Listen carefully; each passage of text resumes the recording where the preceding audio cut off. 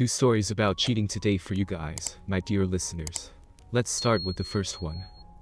My wife cheated on me with a guy named Chad from her office. I found out when she forgot to log out of her Facebook Messenger on the laptop, and I saw a message from Chad. Instead of reacting immediately, I decided to keep my cool and think things through. I didn't want to regret my actions later, like my brother did when he went through a similar situation. He wished he had been more methodical and done something big to bring it all down. I didn't want to feel that way, so I decided to get my anger out in a way that would hurt both my wife and Chad. I wanted revenge that would be absolutely devastating. After a few days of plotting, I realized that the best course of action would be to invite Chad's wife, Sarah, on a surprise double date. I messaged Sarah on Facebook and asked if we could talk over the phone. I figured she would want to know about her husband's infidelity, and maybe she could help me put an end to the affair. To my surprise, she agreed to meet with us. Sarah was incredibly cool and collected about the whole thing. Instead of freaking out or getting upset, she actually wanted to get revenge too. Then, she came up with a devious plan that would ensure both of our cheating partners would get a taste of their own medicine. Sarah suggested that we go out on a date when we knew Jane and Chad would be sneaking around together. We would make sure they saw us cheating on them too. This would really mess with their heads and also provide some fantastic nuclear revenge. I have to admit, I was hesitant at first, but the more I thought about it, the more I loved the idea.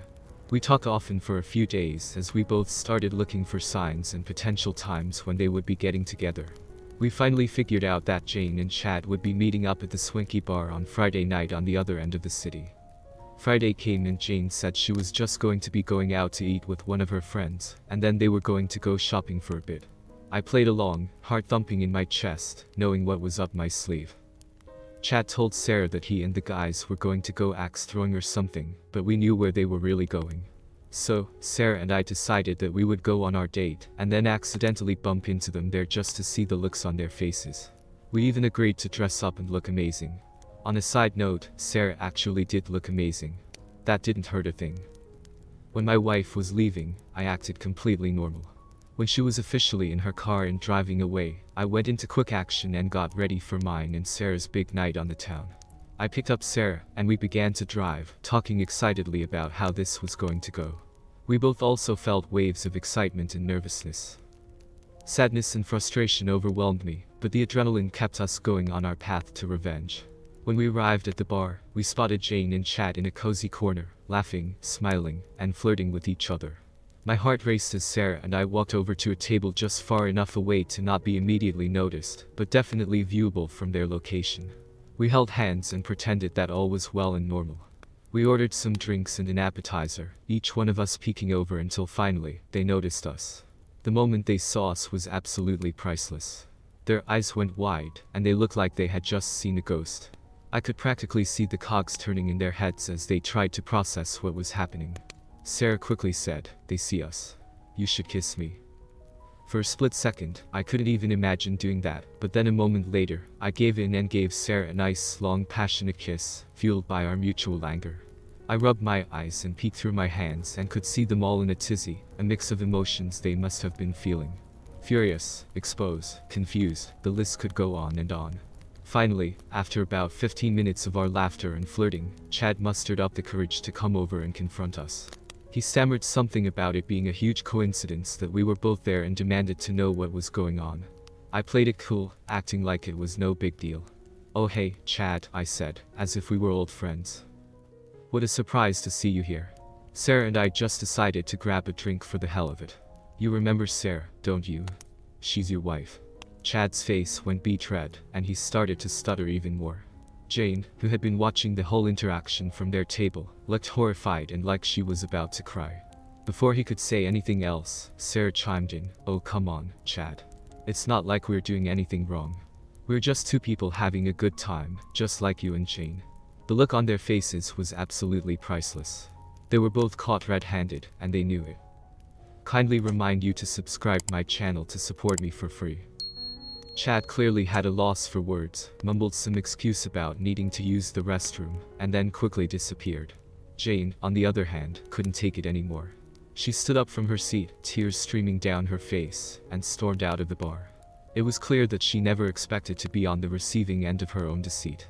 With our mission accomplished, Sarah and I shared a high five and a knowing glance. The satisfaction of knowing that we had successfully turned the tables on our cheating spouses was indescribable. We stayed at the bar for a while longer, finishing our drinks and getting to know each other better. Despite the circumstances that had brought us together, we realized that we actually had a lot in common and enjoyed each other's company. As the night went on, Sarah and I exchanged stories about our marriages, how we had tried to make things work, and how we had each been let down by our partners. It was therapeutic to be able to share my pain with someone who understood it so deeply. When it was time to leave, I took her home, and we both promised to keep in touch. We knew that there were going to be some difficult conversations and decisions ahead of us, but at least we had each other for support. Over the next few weeks, both of our marriages crumbled. Jane and Chad were both extremely remorseful, but it was too little too late. Sarah and I supported each other through the process of filing for divorce and dealing with the emotional fallout that followed. In the end, our little revenge plot did more than just teach our cheating spouses a lesson. It brought two people together who were dealing with immense heartache, and it gave us the strength to move on from the past. Now, I'm not saying that Sarah and I are a couple or anything. It's way too early for that, but we have become really good friends, and who knows what the future might hold. But in the end, it doesn't matter if that goes any further. We have helped each other a lot during this time, and that in and of itself has been great. So there you have it, my story of nuclear revenge on my cheating wife and her stupid affair partner. Well executed. Story 2. My new wife cheated on me during our honeymoon, so I ghosted her and took all our stuff with me. Guys, I need to share this story with you all because it's been the craziest and most surreal experience of my life. My heart is still racing, and I'm not sure if I'll ever fully recover, but here goes. My wife Emma and I had just gotten married, and we were spending our honeymoon in paradise. We chose a beautiful beach resort to celebrate our love and relax after months of stressful wedding planning. The first day went great. We were enjoying the sun, the sand, each other's company, and all the other things that you'd enjoy on a honeymoon. However, I started noticing something odd on the second day. We were at the beach when Emma suddenly decided she needed to go back to the room to use the bathroom and grab more drinks. No big deal, except that she was gone for almost an hour.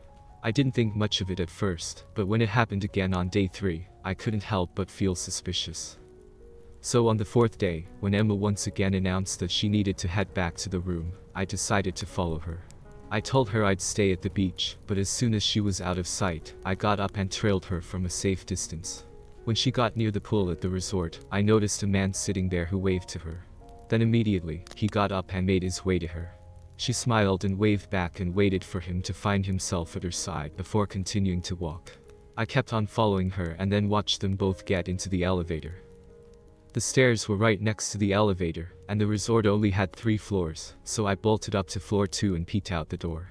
That's when I saw her entering a different room with the guy. I had seen him hanging around the beach.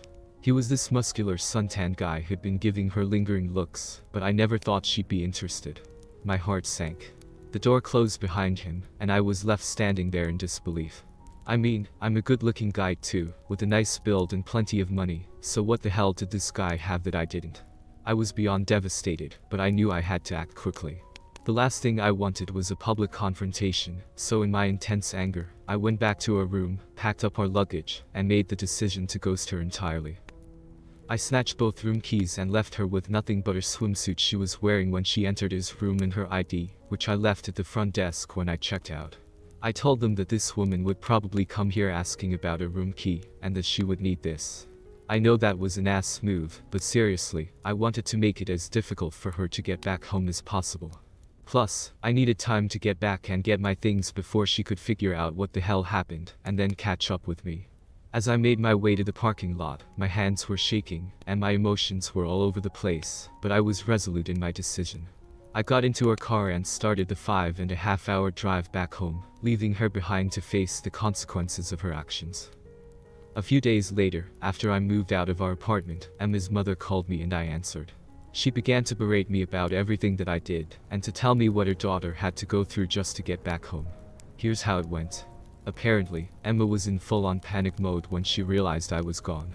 She frantically tried to get back into her room only to find that she was locked out. She had no clothes, no money, and no way to contact me. Yes, I even took her cell phone. After trying in vain to reach me from the hotel lobby phone and begging the hotel staff to let her into the room, they finally let her in only to find that I had taken everything. At this point, she had no choice but to call her parents and explain the situation. After asking her 100 times what could have caused me to be such a jerk to her and to ghost her like that, she finally had to admit that she had cheated with a guy at the hotel, and that I must have somehow found out. Her parents, of course, were furious, but they wired her money so she could buy some clothes and rent a car to drive back home. I can only imagine the embarrassment she must have felt as she made that call. At the time, I couldn't care less. As a matter of fact, I still don't care. It took hours for all of this to transpire. I just wish I could have seen the look on her face as she started her suffering. Emma's reveal didn't end there. Apparently, the rental car she got turned out to have a faulty gas gauge, and it showed she had more fuel than she actually did, so she ran out of gas in the middle of nowhere. Stranded on the side of the road, still reeling from the shock of everything that had happened, she had to call for roadside assistance, and wait for an hour for them to arrive and fill her tank. It must have been a humbling experience for her, and I can't help but think that maybe in some ways she got what she deserved. Imagine 1 second being on your honeymoon, sitting on the beach, eating delicious food, escaping every care in the world, and just hours later, you're stranded on the side of the road, hungry and abandoned. Yeah, she deserved that. Anyway, I reached our apartment way before she did. My buddy met me there to help me, and I had plenty of time to pack my belongings and move out. Though I did so in record time, I didn't even leave her a note. I didn't want to give her the satisfaction of a face-to-face confrontation. Either she didn't deserve that. By the time she got back to her apartment, I was long gone. My phone was blowing up with missed calls and texts from her, but I didn't bother to respond.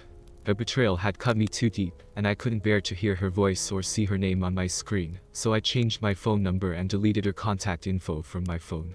I also unfriended her and blocked her on Messenger.